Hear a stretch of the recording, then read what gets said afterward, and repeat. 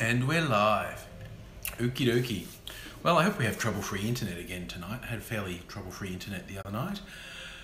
And I hope if you're watching this back, you enjoy it. It's got to be a different experience watching the playback rather than being on the live stream.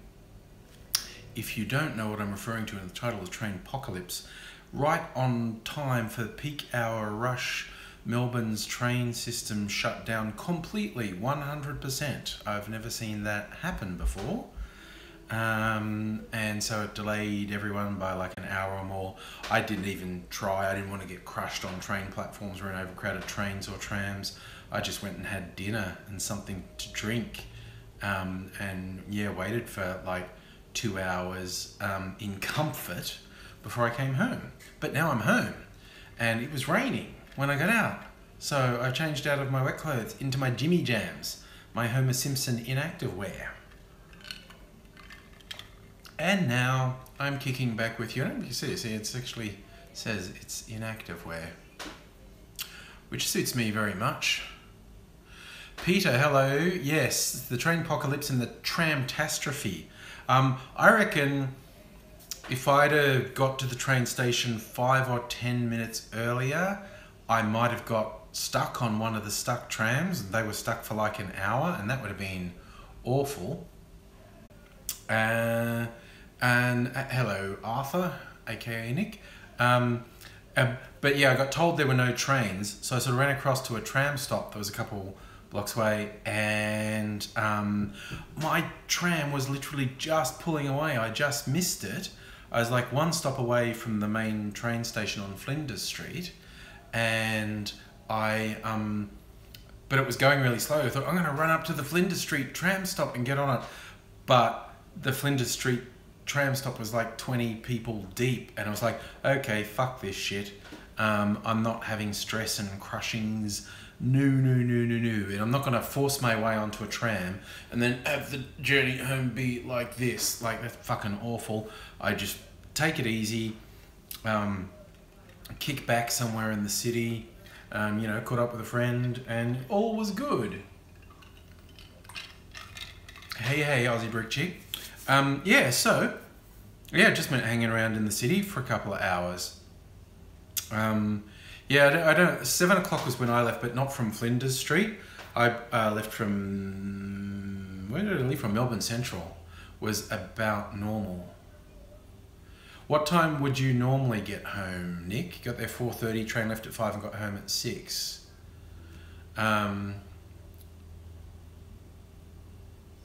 Yeah, musical elevator. I'm not sure how well I would have coped if I was on one of those trams that were just stopped for an hour or more. Okay, so it took you an extra half hour, Nick. Wolfie, yes. Wolfer, I'm also glad that I escaped the stress. Yeah, it's sort of like, I think if I'd got to the train station 5 or 10 minutes earlier, I might have got stuck on one of those trains. But if I had known, say 10 minutes earlier that this was happening, I think I could have got on a tram just before the mad crush happened. And I could have got home relatively normally. But the timing was just wrong. Well, it wasn't the worst. The worst timing would have been me on a train that then got stuck and didn't move for an hour or two. That would have sucked. Trains in Australia, are they as bad as in the UK? How's it? Usually it's fine. You do get individual train lines have problems. Sometimes trains on one line will be delayed. But this thing where literally, apparently the computer system that runs the train system shut down completely. Like, and that's why they had to stop all the trains, because they couldn't see where any trains were. They had no idea where any trains were. It was completely unsafe, and they just had to stop all trains. And so then everyone poured onto trams, which made trams fucking abominable. And I think even some of the boom gates on level crossings were down, stuck. And so it was fucking up cars in peak hour traffic as well. So public transport here is normally pretty good. Yeah, today it was just a catastrophe. Yeah, Tento, it'll be very interesting for them to pin. I think they're running off a very old system. That'll be the first embarrassing thing that comes out. They're running off a very old system.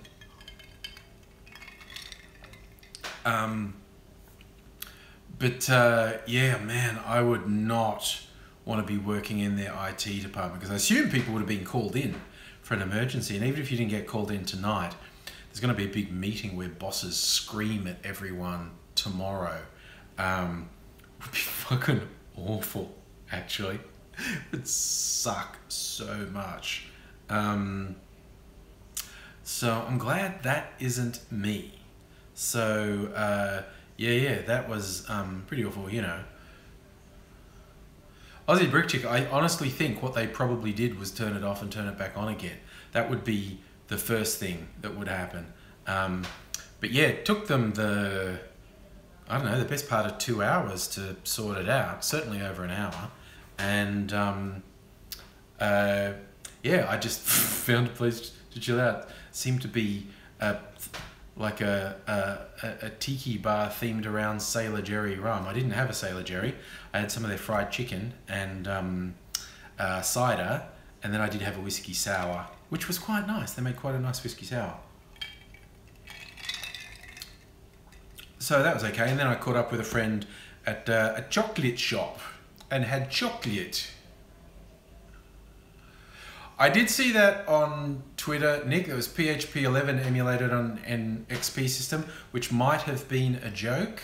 Oh, you saw my picture of the whiskey sour. Yeah, it was a very photogenic whiskey sour as well, but it was a tasty one on top of that. So it was a good choice. It was a good choice.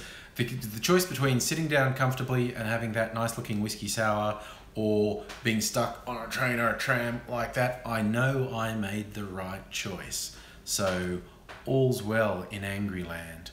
Oh, I forgot to read my book. I've been reading a book by famed cyberpunk sci-fi author William Gibson, The Peripheral, and I'm almost finished. It's like roller coastering off to a big climax, and I thought I'd finish it on the way home, and I was just so distracted I didn't read it.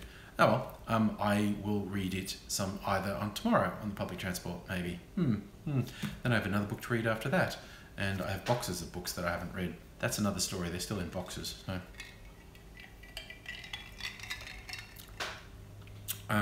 Yeah, if you've never read any William Gibson, you should. He's a really good writer, going right back to the stuff he wrote like 30 plus years ago.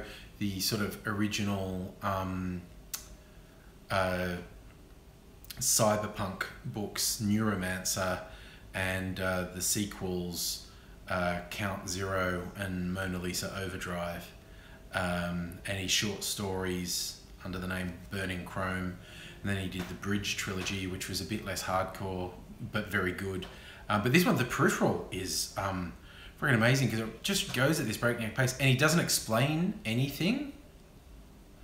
And very short chapters are flipping between two completely different groups of people. And you've got to get a quarter of the way into the book before it's made explicit what the relationship between the two groups of people are. And you're almost halfway through before it's like, okay, I now think I've pieced everything together and I know what's happening. It's a very good book. Arthur Dent reading one of the, was it Seven Eves? The, oh my God, brain go blank on the author, even though his name was just up there on the screen. Neil Stephenson, that's it. Speaking of cyberpunk, he had a rather seminal cyberpunk novel called the Snow Crash. Snow Crash, it's called. Snow Crash is the name of a computer virus. And that's very interesting. But after, Snow Crash is really light compared to Neil Stephenson's later books. He tends to write books that, like paperbacks that are about this thick, like, 1,000 pages. He's a good writer. They're a good read. What did I read? The one that was big about 10 years ago. That sort of is all about cryptography and crosses a couple generations. Some of it's in World War II and some of it was in, you know, the modern day. It's very interesting. Nick, I read Snow Crash quite late. I think that was his first novel. Very different to all his other stuff, but really good. I'm trying to remember what the one about the cryptographers was called. Brain go a bit blank. But more recently, I read another one that's like this friggin' thick called Reamdy. It's called that because that's a misspelling of readme. It's all about like a massive online player game like, you know, World of Warcraft or Skyrim or whatever. It's a fictional online game, fantasy game that everyone plays, and some hackers have this virus that locks people's accounts, and they have to send the hackers money to get out. And the README file that people get sent, it turns out they're Chinese hackers and they've misspelled it. It's Reamdy. So the book's called Reamdy, and it goes, whoa, it just goes off. Like it starts off, it's about, okay, this game and the hackers are messing with it and we're going to do that. But then the Russian mafia gets involved, and then they clash with Islamic jihadis, and it just goes... It's a really good read. It goes all over the place. Aussie Brickchick, you were talking about Handmaid's Tale. I've got to get onto that. Have I read Max Barry? No, I have not. What does Max Barry write? Yeah, I've read a couple of Australian authors. You'd pay for a Netflix series of what, Tendai? Oh, you stopped to watch me. That's so kind. Yes, but it's on SBS On Demand. We can watch it anytime. Yes. Yeah, I mean, I've read the book The Handmaid's Tale. It's good. And although a lot of people rag on the movie that got made of it in the 90s, I actually thought the movie was pretty good. I don't know, what do I know? Because people generally tend to rag on it, but I actually thought it was pretty good. You know, not as good as the book, because movies rarely are. They have to leave too much out. But yeah, series, that looks good. Max Barry writes dystopian critiques. Nice. Jennifer, I will try and remember that, Peter. I will be looking that. I'll go check if it's in the library. The trouble, Aussie Brick Chick, with Handmaid's Tale, if it's good, it'll be super fucking depressing, because it's a super depressing story. Oh, Tendo, okay, I agree with you. But sometimes I am amazed at what doesn't get made into movies or TV series, because there are some huge epic stories that are really popular and they haven't been picked up. Who knows, you know. Anything could happen, because, you know, we get all this prestige TV now. I mean, like, I still haven't seen American Gods. I have to watch American Gods at some point, because it's from a book from my favourite author. Aussie Brickchick, Snowpiercer is reasonably dark, yes.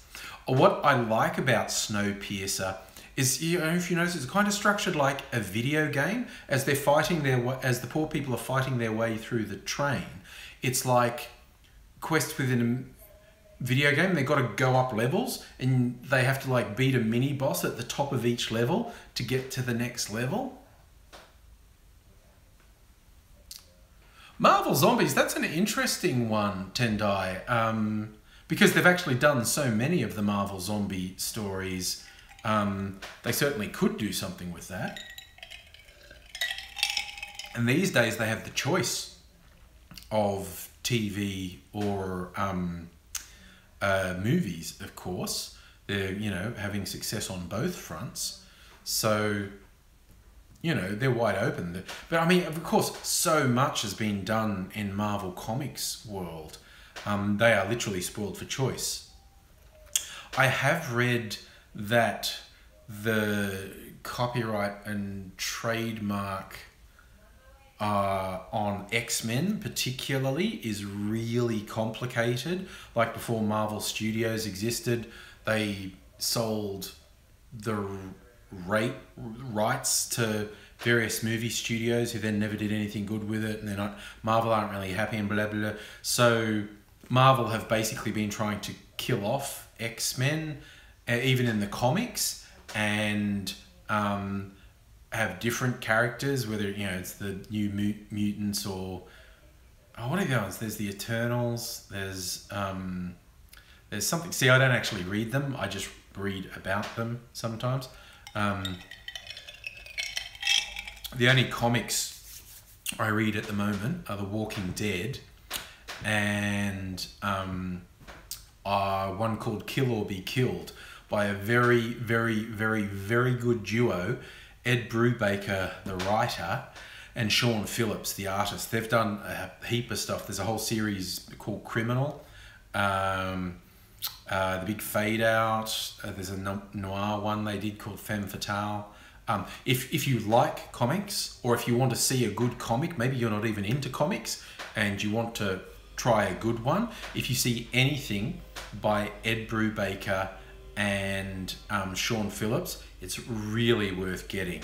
Oh, they also have this great one called Incognito that's about, it's a world with superheroes and supervillains, and it's about a supervillain who's in witness protection because when he got caught he turned evidence on bigger supervillains, and so they've got him in supervillain witness protection. They've got him on a drug that suppresses his power and he just has to be a normal person, which he can't stand. But yeah, anything by Ed Brubaker and Sean Phillips is worth it. Good evening, David. In fact, I was reading some comics in the library and I found Ed Brubaker, because Ed Brubaker writes for DC a lot. He's done a Captain America thread, which I haven't actually read, but I saw he wrote, or he's the main writer on a series called Gotham Central, and it was about the police major crimes unit in Gotham City. And Batman's just on the periphery of it, but the detectives in Gotham Central basically fucking hate Batman because he shows them up and makes them look bad, and they want to be cops and solve things without Batman. And it's really good, just showing an example of what it would be like for cops working in Gotham City, and they've got to go up against Mr. Freeze and Two-Face and the Joker, and it's really, really good stuff. Nick, you're asking about Dirk Gently. No, I never watched that. Might try and get around to it at one point. I read... How many Dirk Gently books are there? Are there only 2? I read 2. And there's Heine. Hey, Jimmy. So, yes, because the Dirk Gently books, for those who don't know, were written by Douglas Adams, most famous for Hitchhiker's Guide to the Galaxy. Alright, so the Dirk Gently TV show was different to both books. Okay, well that's interesting. Yeah, because I don't think you could have stretched those books into a series, really. Alright, well, yeah, I might eventually. There is so much good TV, and I have a limited number of hours in the day, and I can't watch it all. The trainpocalypse, Mike, if you missed it, the entire train system in Melbourne shut down at peak hour for over an hour. Like, just stopped. All the trains stopped. If you were already on a train, you were trapped on it. And if you were at the station waiting for a train, you couldn't get one, and it was all crushed. And so then everyone tried to get on the trams, which made the trams 1,000,000 times over capacity. So I said, fuck it, and went and found a bar and had some fried chicken and a couple of drinks, which was far more civilized than getting crushed on an overcrowded tram. So yeah, I spent 2 hours just chilling, and by that stage things had settled down and I could get home. Because I'd always said that, like, whenever I see news stories of like traffic jams, like there's accidents on major arterial roads, whether it's Sydney or Melbourne, and people are stuck in traffic for hours and it's not moving, and whenever I see that, I go, what the fuck is wrong with you people? That happened, I would not still be doing my commute. I'd go, oh look, there's a pub. I would be pulling off and doing something apart from sitting in my car.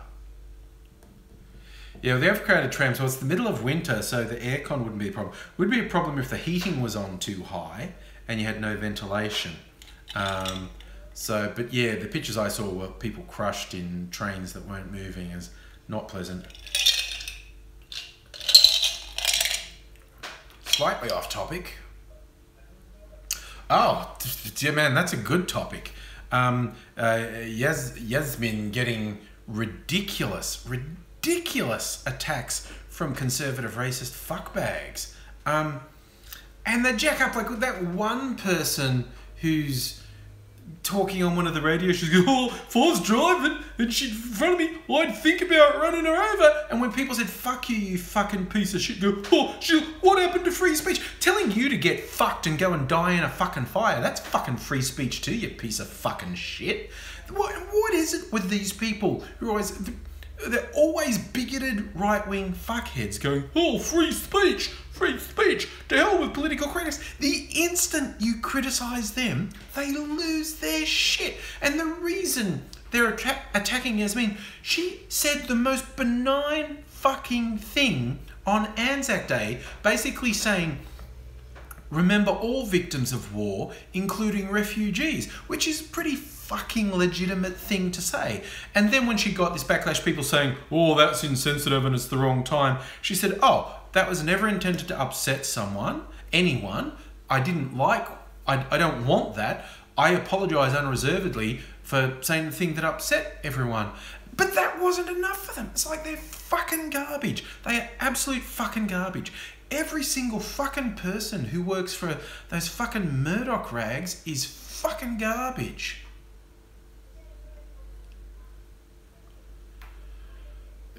Yes, David, that's a good analogy. You would think she took a dump on the tomb of the unknown soldier.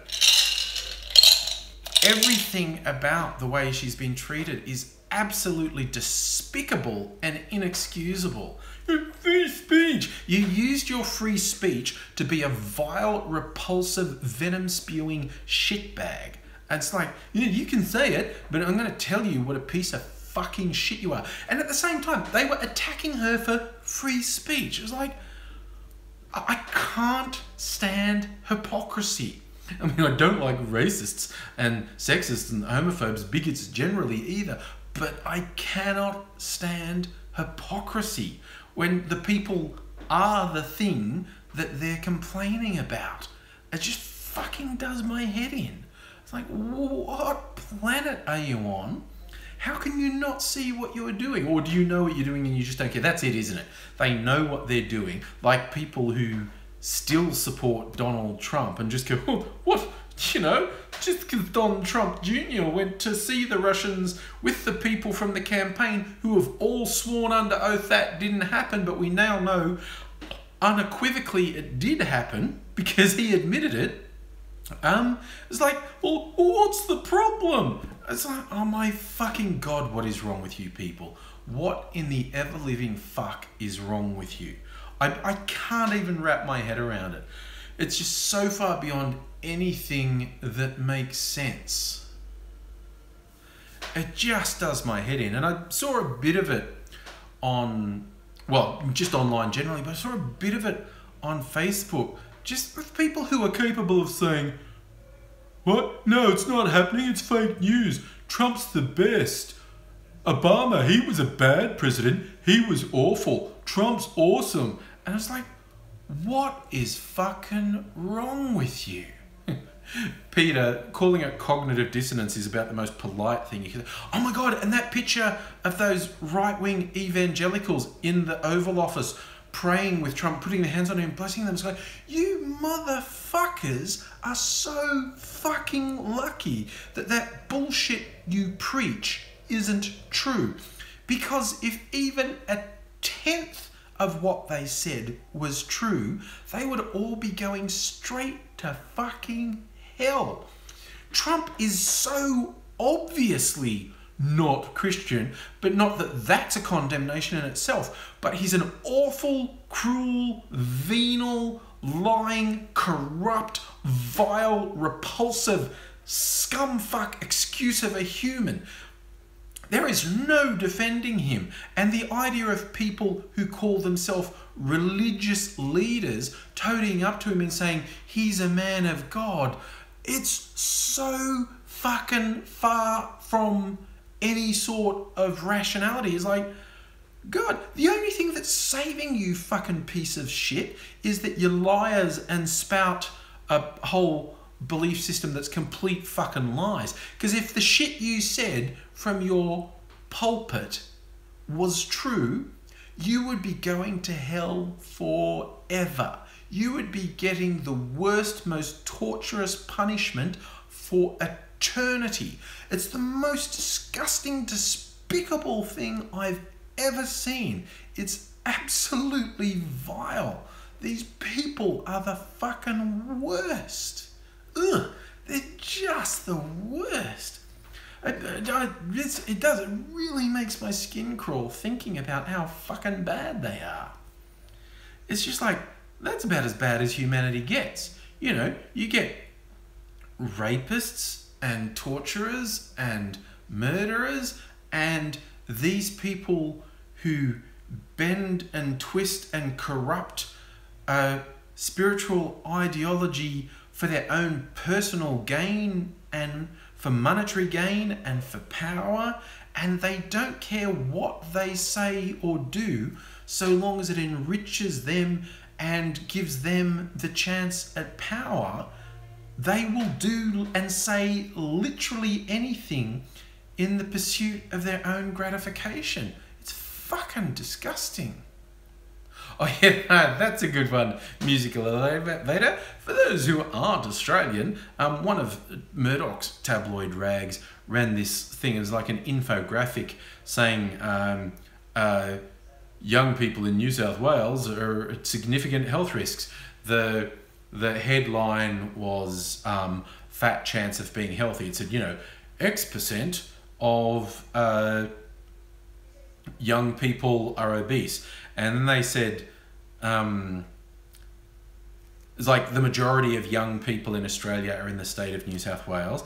And then they went, you know, X% of them smoke, X% of them drink alcohol, X% of them have same-sex attraction, X% of them do drugs. So it's basically like saying, bad for you, bad thing, bad thing, bad thing. They're also into same-sex attraction, bad. It's literally in the middle of being obese, alcohol abuse, drug abuse, same-sex attraction. And the mealy-mouthed fucking shitbags, when they're called on it, go, oh, no, that was just another statistic.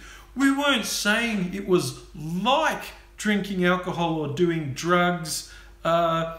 Just because we put it in the middle of that and we were focusing on the negativity of everything, why would you think we were dog whistling and saying it's disgusting and awful that 20% of them have same-sex attraction? Just because we said it was awful that this many of them were obese, we said it's awful this many of them use alcohol, this many of them use drugs, and then we said this many of them were attracted to the same sex. How could you possibly think we were saying it was the same? Apart from the fact that's clearly what we were saying, and we're dog whistling to the hideous, fucking bigoted, backward rednecks who read this fucking shit rag. It was disgusting. It was really vile.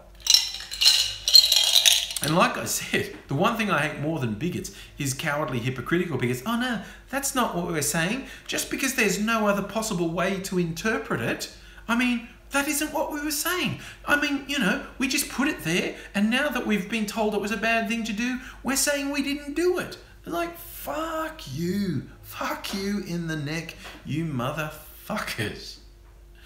Oh man, that hate, fuck man, you know there's an old routine, there's a comedian, he's renowned for having angry rants. What was his name? God, he's dead now. Someone help me. American comedian from the 80s, maybe early 90s. And he died of cancer or something. Bill Hicks, I knew someone would know him. Peter Throw. Bill Hicks famously had a routine. He's in the middle of his routine in sort of packed nightclub, and he just says something like, does anyone here work in public relations or advertising? And some people go, and he goes, kill yourself. Okay, and everyone laughs. He goes, very funny. Not a joke. You're a scourge on society. There is nothing good about you. The only way you can help the world is by killing yourself.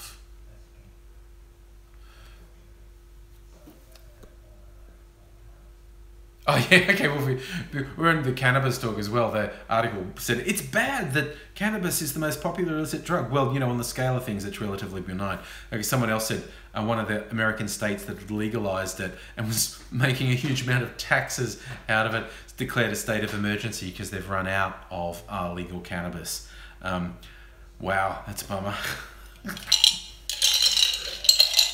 You know what we need? We need a proper sobriety test for drugs, because I'm some libertarians who go, you know, random breath testing is a infringement of my rights. The police can't just stop me when I haven't done anything wrong. No, if you're driving drunk, fuck you so hard.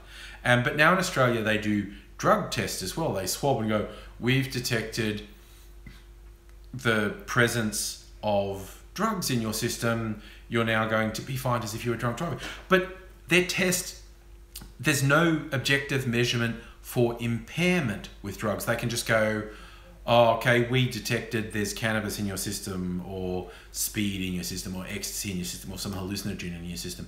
But they're not measuring impairment, and it's really shit. And that's a good point, Peter. It doesn't test for prescription drugs, and people can be fucked up on prescription drugs. Very painkillers, you'd be like you're drunk.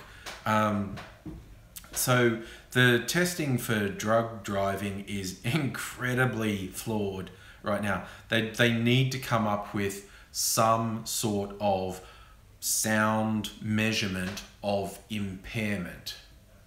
You're right, David. Driving after taking Valium would probably be a really bad idea. I can just imagine you just sailing through a red light. Man, that light was red. Probably be okay. Hi, Celtic King. You're just in time for me to get another drink, because my drink's empty. All right, so we'll go to Homer Simpson style over to the fridge. Get the ice. Got my ice cube tray. Okay. So, what else will we talk about while I'm fixing myself a beverage? Dropping the ice cubes in. I'll put them all in, what the hell. What am I drinking tonight? That's a good question. I'll mix myself something here.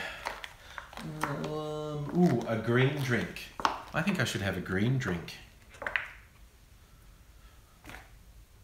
So, my green drink will first have some lemonade in it. Okay.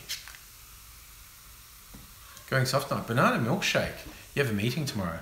Oh, well, yeah, you know, I'm not going to get smashed because I'm going to work tomorrow. I've just sort of changed roles within where I work, and it's all a bit hectic. So I'm going to have to front up, maybe start the day with an drink. This is vodka that had a rock candy that was called Lime Fizz dissolved in it, and it's super yummy. Tastes really good. It's got that little fizzy. Smoking can't be too fucked up. There's balance. You gotta have balance. And honestly, why not a little bit more green? Help the opponents. Theresa May asked her opponents to help with policy, and a suggested policy was stop selling weapons to Saudi Arabia. That's crazy talk. Just because the Saudi regime are absolute garbage and sponsor most of the terrorists that have hassled the West. I'm not a fan of the Saudis, basically. Alright, some more lemonade. Top my drink. Oh no, they won't. I mean, governments in the West, of all persuasions, of all stripes, have supported hideous regimes all over the world just because it suited them. you know, whether it was murderous dictators in South America, in Asia, Africa, or the Middle East. Dance on the Saudi regime. You dance on the grave, you mean? Or, man, see, I just wouldn't. You ever notice when you get those stories like someone goes to one of the Gulf states that have those ridiculous resorts and something bad happens, like, technically you're not allowed to drink alcohol there and you're not allowed to have sex with someone you're not married to there, and people end up in terrible trouble.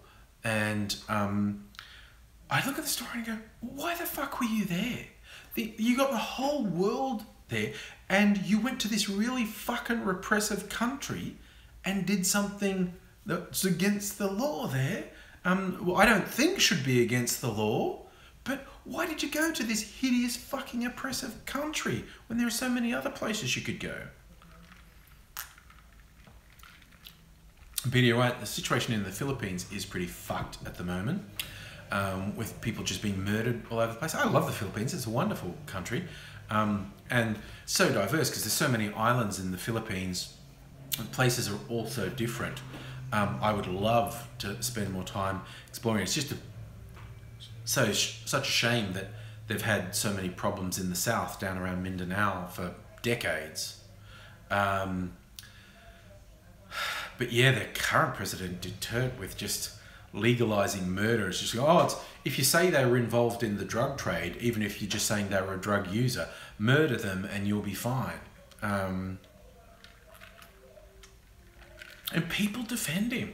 I made a video saying what a fuckhead he was, and his defenders just popped up saying like, "Oh no, you're lying. He never said that." And I'm going, I'm not even paraphrasing his words. Like, his actual words are about killing people, killing more people, with like no legal process, just declaring that. And it would be one thing if it was declaring that person's a drug pusher and murdering them, but he just declared open season on drug users. It's like, well, that person has used drugs, I'm going to kill them because the president says I should. That's so fucked up. Ugh. But, yeah, it's like shit's fucked up everywhere in the world. Just, it's mind-boggling. Peter, I think Duterte openly boasts of killing people when he was mayor of a town. I don't think it's so much that he's implicated. I think it's that he's boasted of killing people. I mean, he's awful. He's an awful, awful person. He's absolutely terrible. And he's directly responsible for thousands of murders, because since he said, basically, kill the drug dealers, kill the drug users, thousands of people have been murdered. And it's all on him. It's all on him. He's responsible for all of it. And in fact, he gleefully accepts that. He gleefully embraces that all those people have been killed. He just says they were all bad. They were all bad and we're better for them all being murdered. And still, he has his supporters saying, oh, he never said that. He just said it. He said it like on camera with a microphone. He wasn't caught on a secret tape like Donald Trump talking about grabbing the pussy. He went and did a news conference where he said, I'm glad they're all dead, we should kill more of them. And it's like, that is the weirdest thing to me. When something is right in front of people and they go, oh, that's not true. And you go, it is, you know. It's right there. It's incontrovertible. It's no, it's not. And it's like, my God, what fucking hope is there for humanity? Good expression, Tendai. There's no middle finger big enough for him. He's just fucking awful. But it highlights, man, humans are pretty fucked. Well, we're talking about how fucked humans are, basically.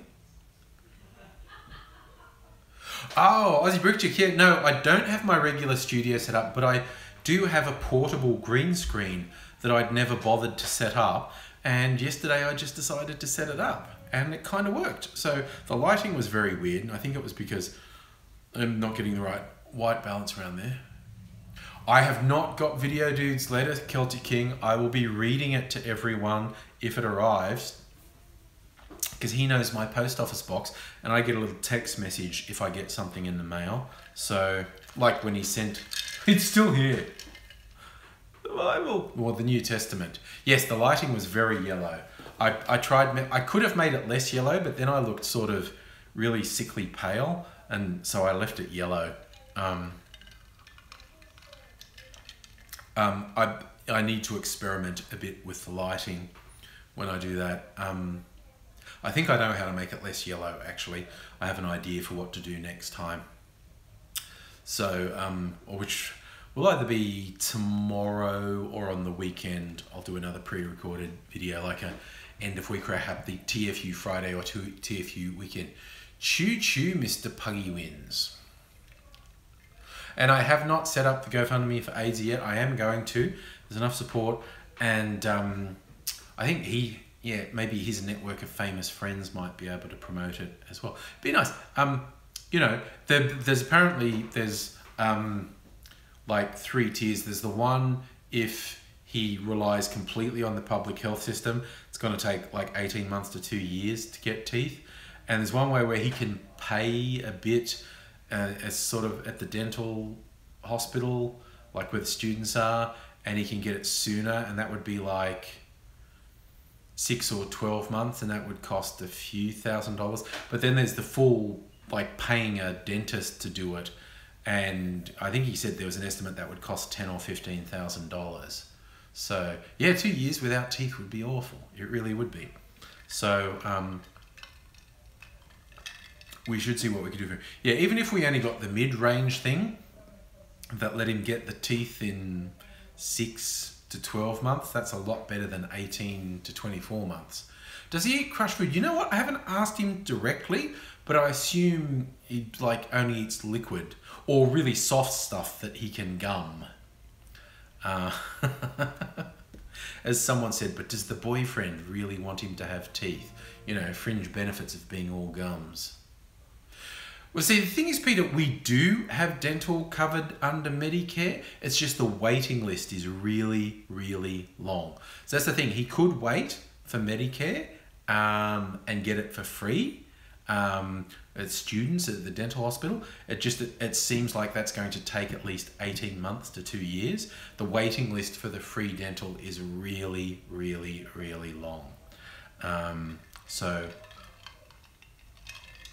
one of the reasons I have private health insurance is for my teeth.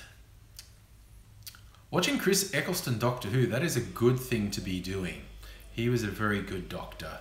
I mean, he's just generally good. If you see Chris Eccleston in something, he's probably going to be pretty good. Like, he did a few British cop shows and whatnot, and he was always good. Whether he's the good guy or the bad guy, he's usually pretty good. He was in, years ago, there was a series, the comedian Robbie Coltrane was the main character, called Cracker, and Chris Eccleston was a cop in that, and he was very good. There's a good question. Who's going to be the next Doctor Who? It's still a secret. I'm surprised that they haven't let slip yet who the new Doctor is, because I reckon they've signed someone by now. Because Peter Capaldi's saying he's finished shooting the Christmas special, which will be the last appearance of him as Doctor Who. Yeah, Tendai, that's right. Chris Eccleston was in the live-action G.I. Joe. Brick Chick, it could be a woman. They've been setting up to possibly make it a woman. Who are my favourite actors? Probably depends. I don't sort of have favourite actors as such, but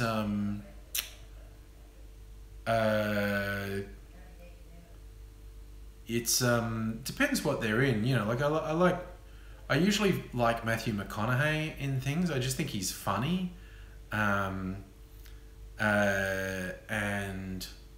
yeah, I don't really have favourite actors. I was just thinking about it. I don't really have favourite actors.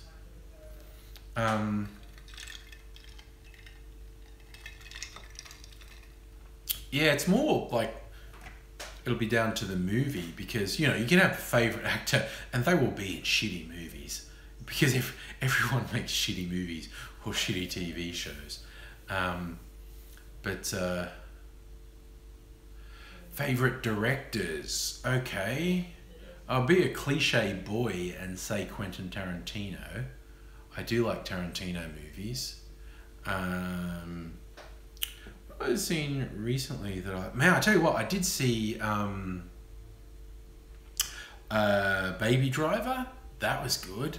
If you haven't seen that, or it just opened in Australia today, I saw a preview on Monday. That's good. I agree, Aussie Brick Chick. Missy sold me on the idea of female Time Lords. I was never a huge fan of John Sim as the Master. He wasn't terrible, but I just was never hugely taken with him. But Missy was just brilliant. Missy was fantastic. But the resolution of like the two masters meeting, Missy and the Master, and a little in joke, the Master finally had his rubbish beard, a little goatee. I don't know if anyone's seen, it was never on TV, like Doc 2 TV. It was a special done for a charity thing, and it was when Dave Tennant was the Doctor, and it was set just before you gotta head off, Peter, see ya. It was set just before the Christmas special with the Titanic, because the whole thing about him having the force fields off.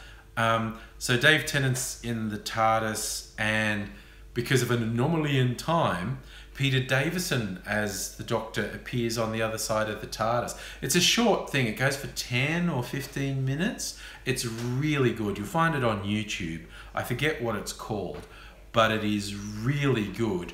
And it takes ages for Peter Davison's Doctor to understand that Dave Tennant's the Doctor. Like, Dave Tennant knows straight away that's the Doctor, because that's it, Time Crash it's called.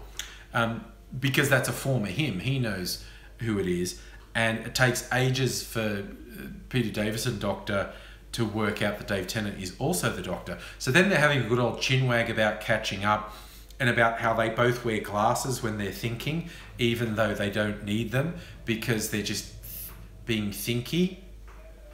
They think it makes them look smart when they're thinking.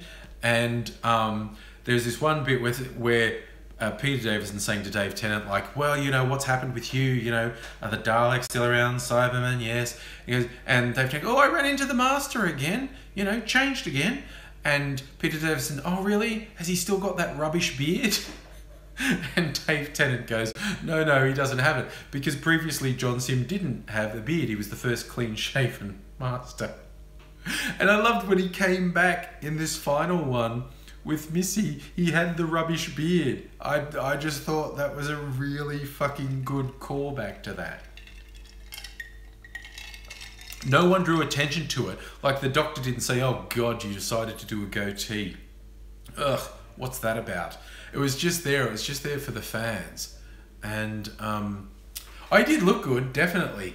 But it was a callback to this thing with Peter Davison, the Master having a rubbish beard. And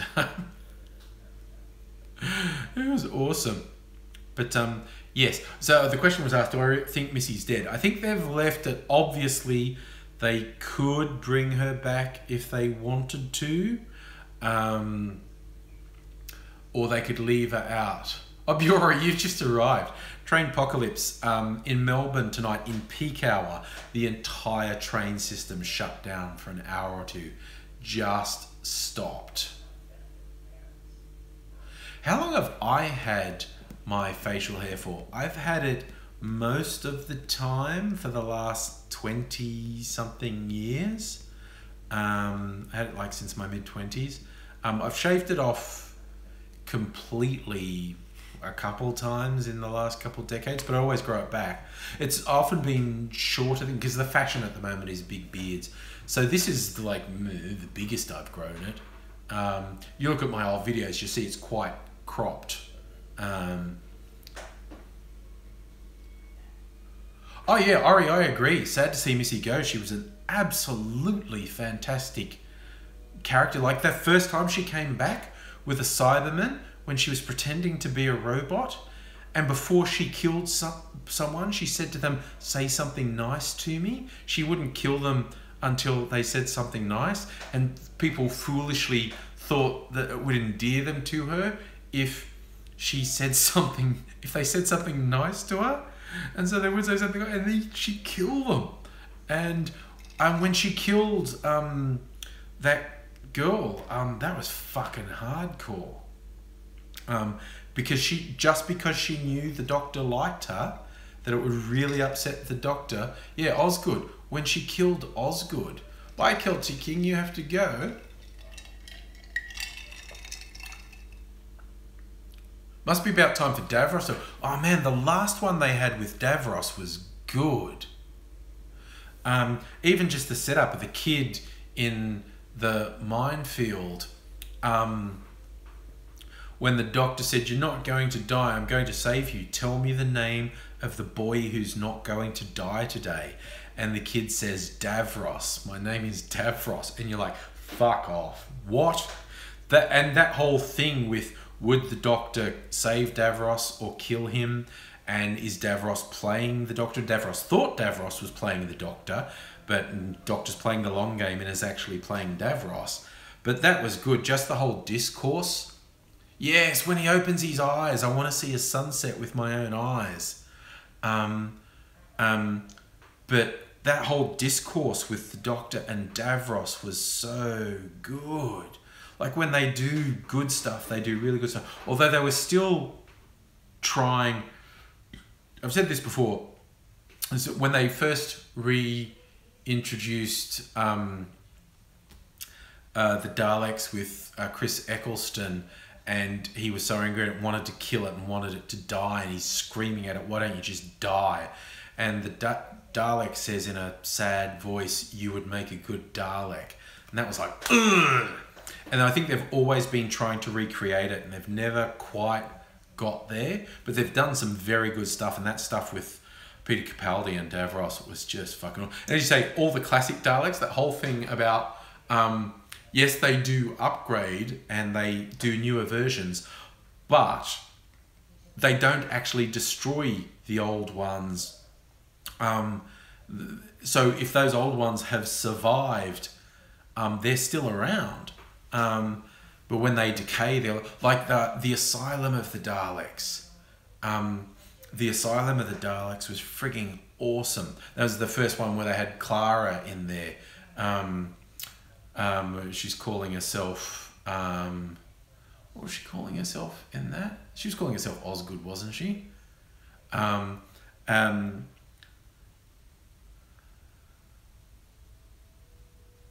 Toby, that is only completely fair to declare me a god. Yeah, Oswin, and when she was trapped, and it turns out she's actually been turned into a Dalek. But just there was so much good stuff for the fans in that one. Like when the doctor's getting close to her, and Oswin says, "Be careful, that you're going where the most damaged ones are. They survived wars," and she starts naming places. And if you were a hardcore fan, you knew those were all planets where the Doctor fought the Daleks. And she just starts rattling off, they're veterans of here, here, here, here, and here. And if you're a hardcore fan, you're going, "Oh yeah." And the Doctor actually ends up saying, "That's me. Those were all me." And they all wake up, the most traumatized Daleks that are still operational and have been traumatized by being part of where the Doctor all but slaughtered the Daleks, just going, "Arr." The car leads. I love that episode, Genesis of the Daleks. That's an old Tom Baker one. I loved that episode. I thought that was really good. Because it was the first time the Doctor had the chance to literally wipe the Daleks out. And he just paused and went, "That would make me genocidal. Am I really able to do that?" And he's like, fuck. And that was one of the... Because the old series didn't really have big moral quandaries very often. Whereas that's what I like about the newer series. They've really played with, if that's all that Doctor Who stuff really happened, like everyone around him dies, That would be really fucked up.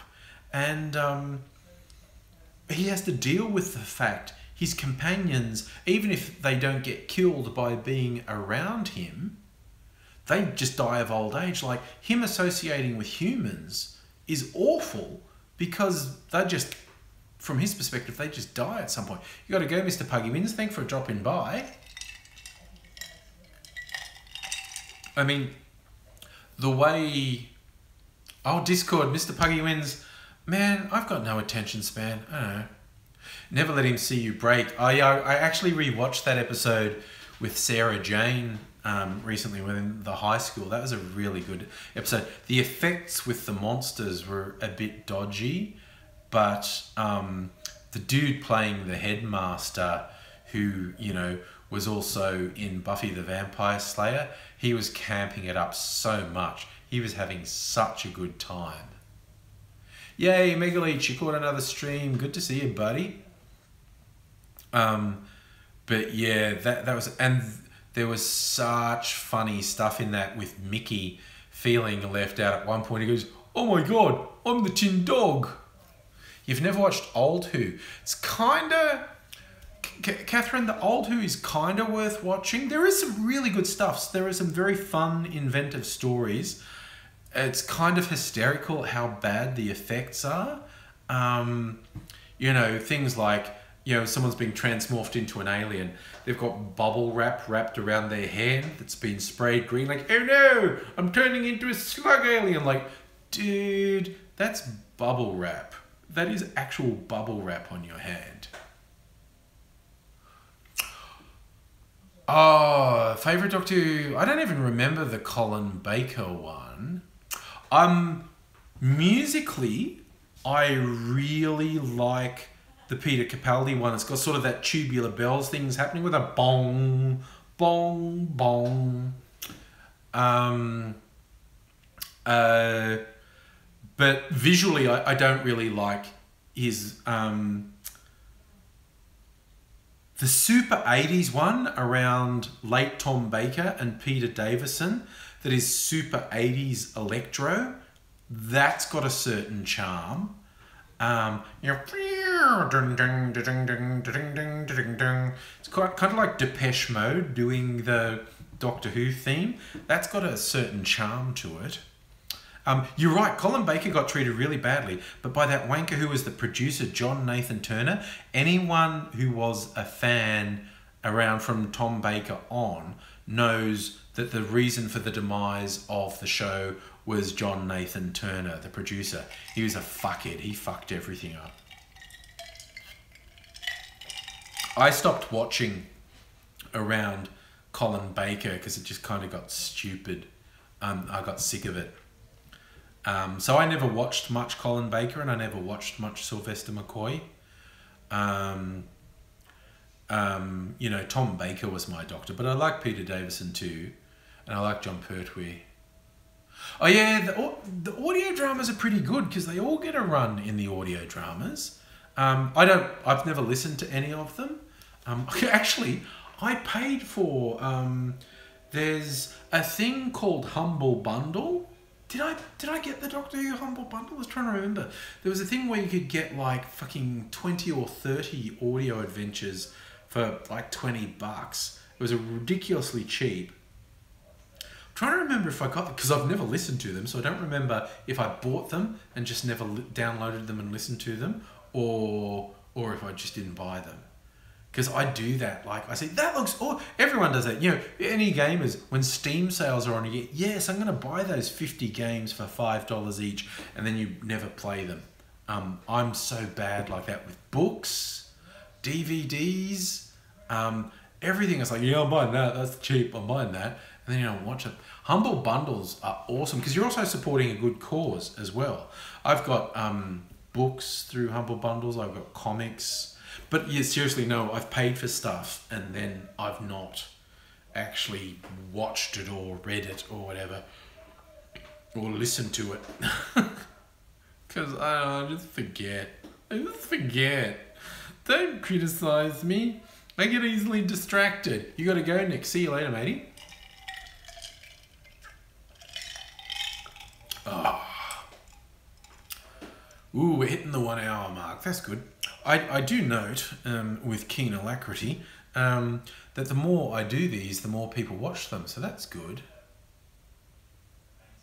Transformer War for Cybertron. I didn't buy anything in the Steam sale, although I have bought off Steam Borderlands games, but I played them as well. I still haven't finished Tales from the Borderland. I don't know if anyone's played that. It's like a choose your own adventure thing more than a real video game. And it's interesting and it's fun and the characters are good and the acting is pretty good in it. I've done about half of it, I think. And it was really funny because when you finish a chapter in this, because you have to make choices all the way through, and obviously your choices change what happened. And at one point, because someone backstabbed, me, you play a couple characters, but there's a guy who was supposed to help and backstabbed my character, and then he's gonna open a thing that I, as the character know is booby-trapped and will explode if he opens it. And you get the choice, and it's like, the choice is, do you warn him not to open it because it will explode? Or do you let him open it? And I'm like, yeah, fuck that guy. Let him open it. And he opens it and it kills him. And then at the end of the chapter, it kind of tells you how many people made the same choices as you. And there's this thing like, only 20% of people let him die. And I was like, man, okay, I'm not very nice, am I? It's like a lot of my other choices were the more common choices because it seemed often go. But there's this one thing about with this guy who backstabbed me and I could have stopped him from getting killed and I didn't. I was like, no, fuck that guy.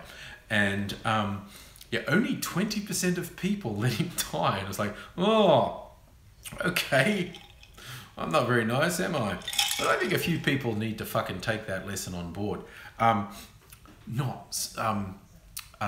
Spreading yeah, it's a Handsome Jack story. Although it's very interesting because Handsome Jack in Tales from the Borderlands, he's dead, like it's after he's dead, and he only exists as a hologram, and it takes him ages to accept he's only a hologram. It's really interesting because it's like an AI with Jack in it, and he thinks he's alive for a while. It takes ages to convince him he's dead and he's just an AI. I'm playing, well, I haven't finished playing a bit of DLC for the Borderlands pre-sequel.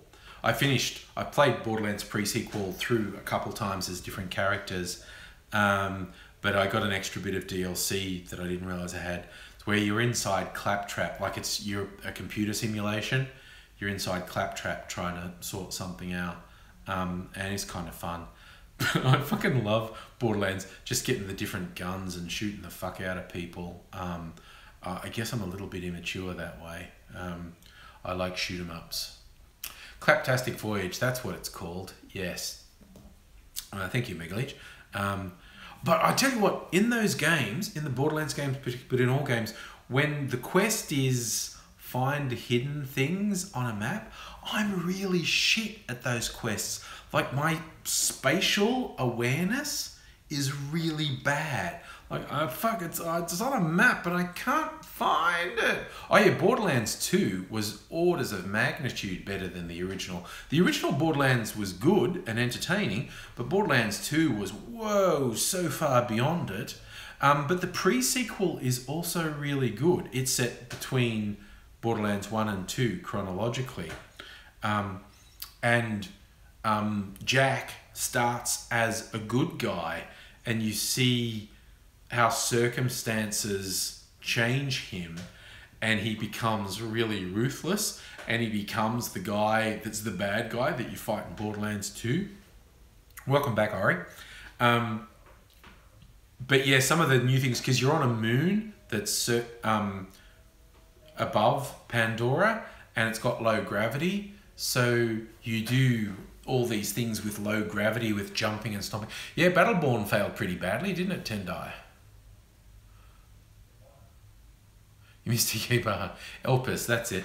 Elpis is the name of the moon. But I think Borderlands, I played Borderlands 2 like at least 5 times, like played it through as 5 different characters. And I played the pre-sequel through only twice, I think. There's like 6 characters you can do it at. I played it as the sheriff, Jack's girlfriend, because you run up against her in Borderlands 2, and you can play as her in the pre-sequel, and then I played it as the cyborg dude as well. Have I played, was that Bulletstorm? No, I honestly don't play that many games because they take up too. I love gaming, and it would take up too much of my time, and I'd never get anything else done. So I limited amount of time I spend gaming. Because I like it too much. Did I shoot the sheriff? Yes, but I did not shoot the deputy, or at least sometimes when I played it through, because that's the quest. When you're often in Borderlands 2, there's the main quest, and there's a subsidiary one, and when you have to go up against the sheriff in Borderlands 2, the main quest is kill the sheriff, and the secondary quest is but don't kill the deputy. Have I played Blizzard games? Diablo and Diablo 2. I haven't played Diablo 3. Wilhelm, yes, Wilhelm is a bad guy that you run up against in Borderlands 2, and I'm playing him at the moment in the pre-sequel. And as you go up levels, you cyborg yourself more and more. And I'm like level 40 or something as Wilhelm now, so I'm super cyborgy. And when you come up against him in Borderlands 2, he's really difficult to beat. He's really hard to beat. He's the first really tough mini boss that you get on Borderlands 2. Oh, I loved Diablo 2. Diablo was good. Diablo 2 was awesome. I haven't played Diablo 3. I might play it at some point. But I played Diablo and Diablo 2 so much. I loved being a necromancer. Because actually, when you're killing your enemies and then just reanimating them to fight the other ones that are after you, or do you think corpse explosions were so much fun? After you kill someone, they're basically a hand grenade, and you back off, and whenever you go, you're and make the corpse explode, and the shrapnel of the bones hits the other ones. Shit's good. Okay, Diablo 3, I might, because they've done a whole bunch of expansions for Diablo 3, haven't they?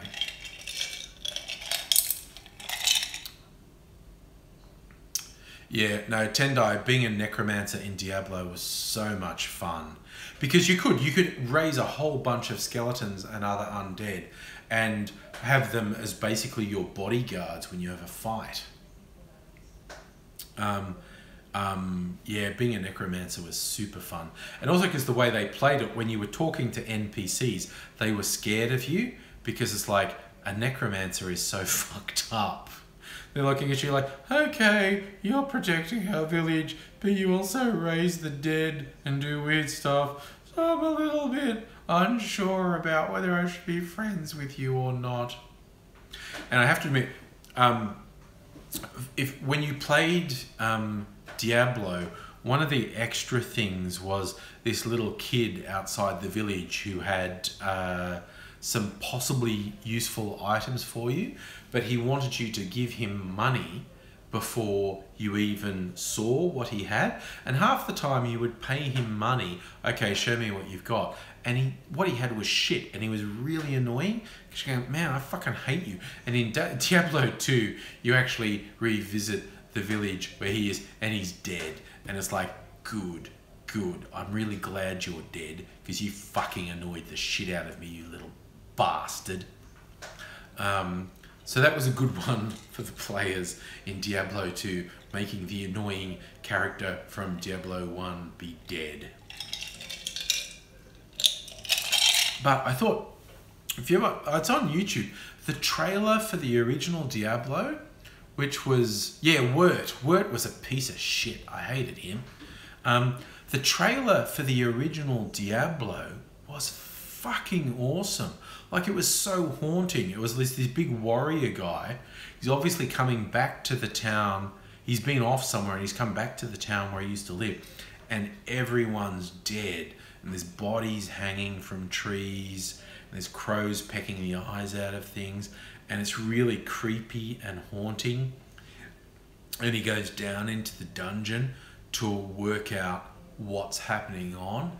And he goes down there and you just see the red eyes in the darkness and horrible stuff happening and then fighting things, and the music's building up and up and up and up, and he's fighting all these different things and up and up and up, and then it cuts to silence and black screen, and then just this red silhouetted giant Diablo roars from the darkness. And it was fucking brilliant. That was such a good trailer. And it was a really good game. Unlike some other games that have good trailers but end up being shit games, like that zombie game Dead Island or whatever it was called. I never played it, but basically everyone said it was a really shitty game, which is why I never played it. But it had a really good trailer. It like played in reverse.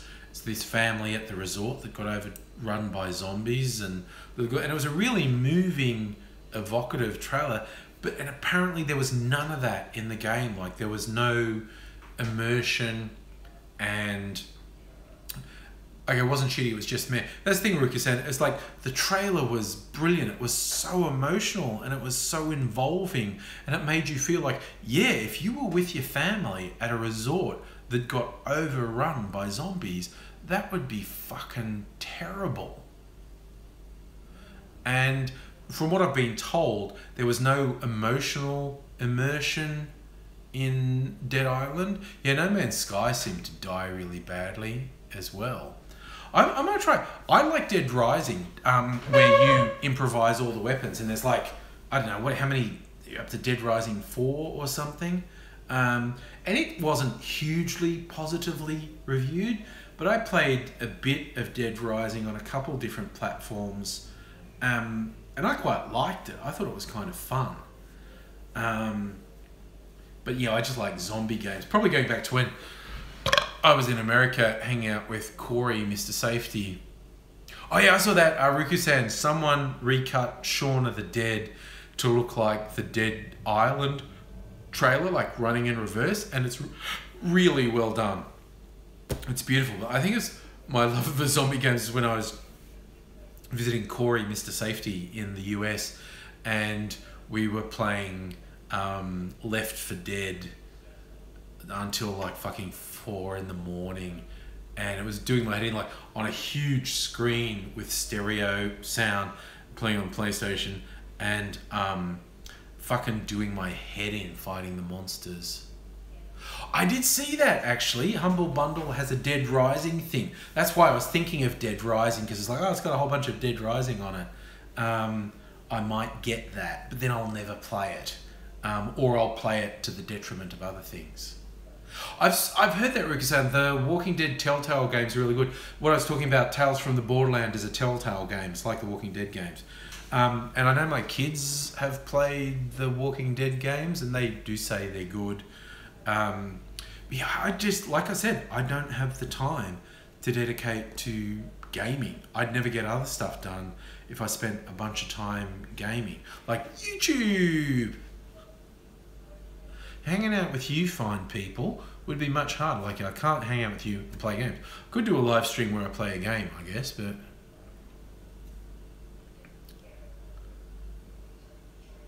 Oh, yeah. I get what you say. If there is the Walking Deads that aren't the Telltale games, they're probably not as good. But yeah, the whole thing where you have to make choices. You really think when you make a choice in those games, and it's a choice that pisses off another character, and the thing comes up saying, such and such will remember that. And you're like, oh, fuck you, okay? Don't judge me, you fucking bunch of pixels. You know, you're not better than me. Who are you to remember that? I hate being judged by pixels. See, back off, pixels. You're not the boss of me.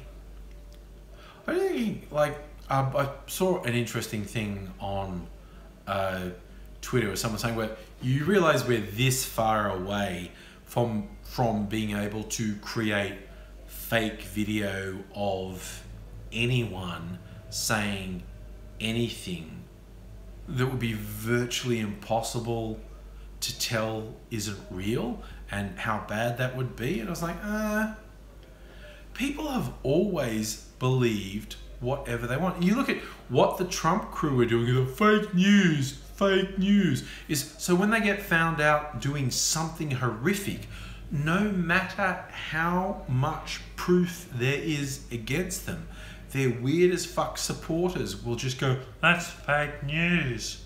So like Trump's old line about being able to walk down Fifth Avenue and shoot someone and not lose any popularity is because his supporters would literally go, that's fake news, didn't happen. Donald said he never shot that person. That video of him shooting the person is fake. And like, people will believe what they want to believe. Like going back to the flat earthers we were talking about before, it's like, man, no matter how stupid something is, someone will believe it. It's like the internet's greatest strength is simultaneously its greatest weakness. Namely, if you go on the internet, you won't be alone. No matter what your beliefs are, no matter how you see the world, no matter what you like, there will be someone else who thinks exactly the same thing. There will be someone else that you can identify with. There will be a community that you can be part of that says, yes, that's true. Now, if your thing is benign or even positive, that's awesome. It's like, oh, you know, I like dressing up as an animal. I think that's fun. Oh, look, I found this whole furry community. Isn't that nice? You know, that's benign. People can argue that it's weird, but I think it's really benign. Whatnot. But then you literally get flat earthers. People say, no, the Earth's flat. It definitely is flat. And they will find other people who say, yeah, you're right. Everyone who thinks it's a globe, they're sheep. They've been taken in by the conspiracy. You know, and this one, Mrs. Angry telling me about someone she talked to who believed in giants. It's an old legend, the Fields of the Nephilim. You know, there being a secret valley somewhere in the world where giants still live. And, you know, the truth's being kept from us. It's like, fuck, what? How do you get to the stage where you believe that's a thing? How does that happen? But it happens. It's like, fuck. Yeah, because then that's why isn't a lunar eclipse casting a shadow of the Discworld with the elephants on top of the turtle? Because that would be cool. That would look really cool if you had that lunar eclipse while there was a full moon. Instead of it just being blacked up, you got the silhouette of the elephant standing on the turtle. That would be awesome. I would love that. That would just be wicked. That would be really good. But you know, sadly we're deprived. Oh yeah, conspiracies about the pyramids and aliens are mundane compared to some of the other ones. But yeah, sorry. Oh, what are we up to? 70 minutes. Oh, I reckon I've got enough time for another drink. Who's in Australia and is looking at a clock? What time is it? Wait, there's a time. It's 9:30. No, I don't think I do want another drink. Deprived of joy. I'll have a little bit of lemonade. That's what I'll have. I'm being responsible. That's me. I'm being responsible. I'm having a lemonade. So that's what I'm doing because I'm a fine, upstanding member of society, not like you degenerates on the internet.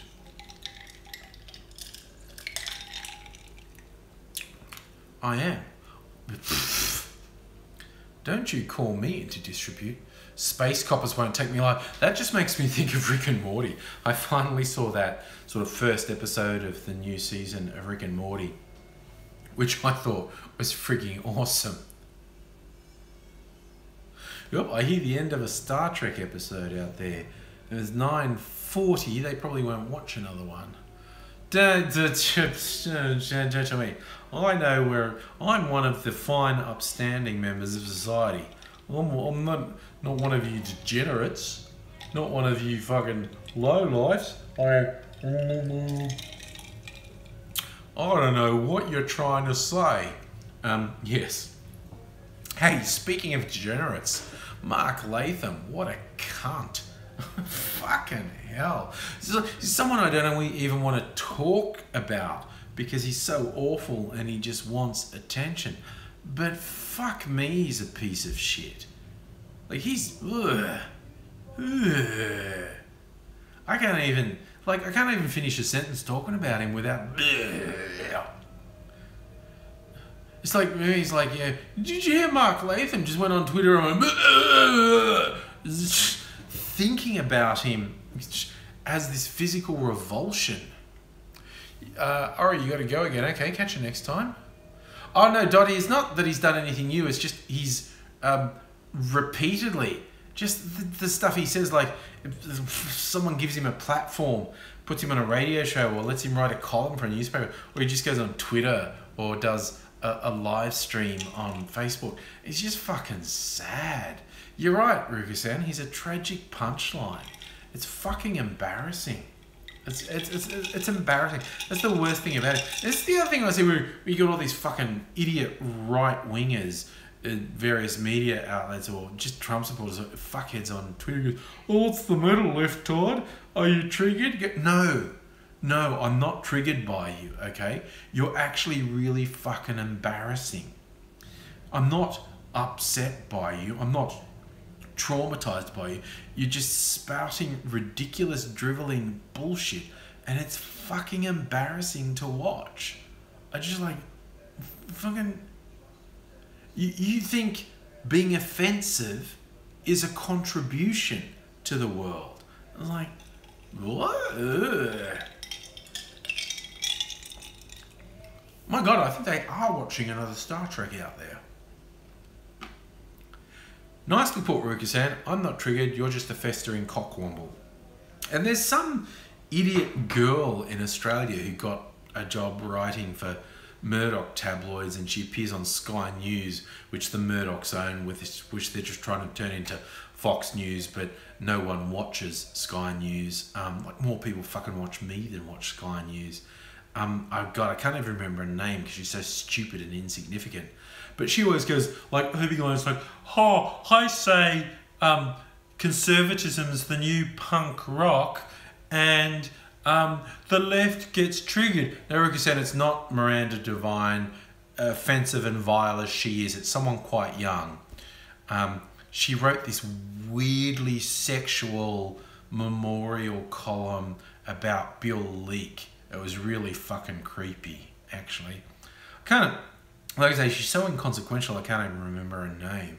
But her recurring thing is she goes, conservatism is the new punk rock. And, yeah, like I say, Natalie, like that fuckwit Paul Joseph Watson saying, it's the new counterculture. And it's like, wow, that just cut out with no warning. I don't know what that was. I don't know if that's a sign that means I have to finish the live stream. I'll wait and see. I'll see if there's now a bunch of comments going, oh my God, he's gone. He's gone. Where did he go? Maybe that was a sign that I have to go. I'm back. Yeah, it was really weird. Normally I get this little warning thing with a red bar saying, very bad connection. And I didn't. It just went, snap, you're offline. Okay, what brought that on? That seems a bit sudden. All right, but I think I will go. I'll finish my lemonade. So, anyone who's still around, because I see a few viewers dropped off because I disappeared for a while, but anyone who's still around, be so kind as to do a thumbs up maybe, and then YouTube might think people like me.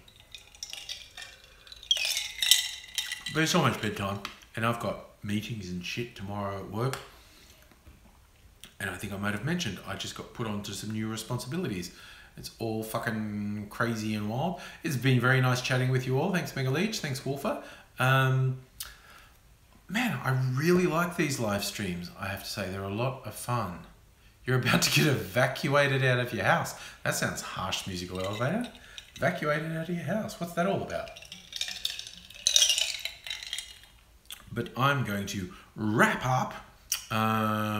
Go home. So thank you all for the thumbs upses.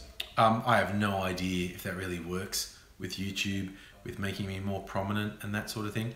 But these are always fun. I'll do at least one over the weekend. It kind of depends, you know, Friday night, can I do a TFU Friday? Well, it kind of depends how much I drink after work and if that motivates me or just makes me sleepy.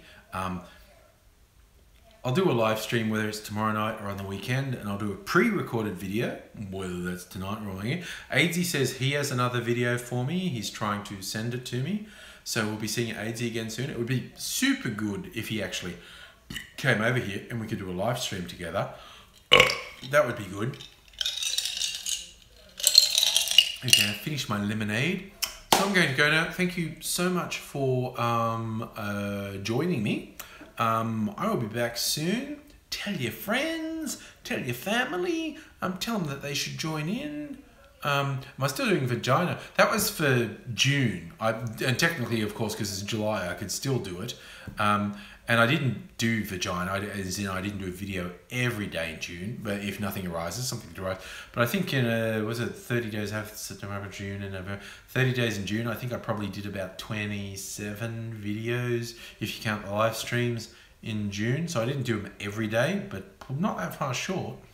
But no, I'm not pushing myself to do a video every day in July. It's kind of funny. I hang out on this Facebook group for YouTubers and someone say, yeah, you should do more videos. If you do videos regularly, YouTube rewards new content. You should do 2 a week. And I'm like, 2 a week, you fucking pussies. Really? You fucking amateurs? You think 2 videos in a week is a lot?